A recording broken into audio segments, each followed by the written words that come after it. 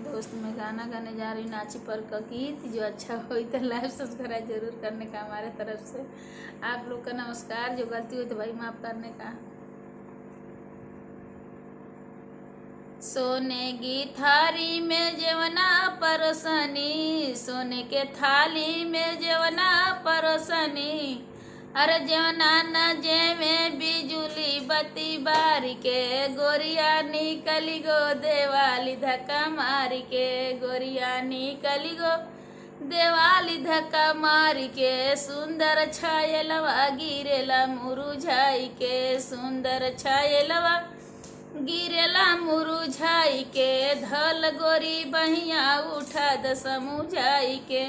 झजरे गेरुआ में पनिया भरवनी, झजरे गेरुआ में पनिया भरवनी। अरे पनिया न पिए बिजुली बत्ती बारी के, गोरिया निकली गो देवाली धक्का मारी के, गोरिया निकली गो देवाली धक्का मारी के। सुंदर छायलवा गिरे न मुरुझाई के, सुंदर छायलवा गिरे न मुरुझाई के। दल गोरी बहिया उठा दे समुझाई के, दल गोरी बहिया उठा दे समुझाई के। लौंग हिलाची के बिरवा जोरवनी, लौंग हिलाची के बिरवा जोरवनी।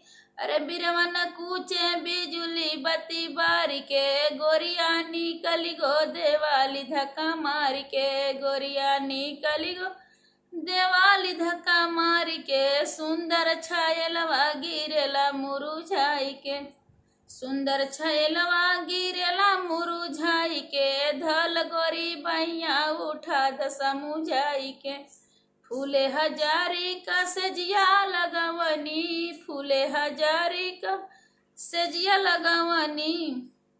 अरे सजिया न सोवे बिजुली बत्ती बारी के, गोरिया निकली गो देवाली धक्का मारी के, गोरिया निकली गो देवाली धक्का मारी के। सुंदर छायलवा गिरेला मुरुझाई के, सुंदर छायलवा गिरेला मुरुझाई के। दल गोरी बहिया उठा द समुझाई के।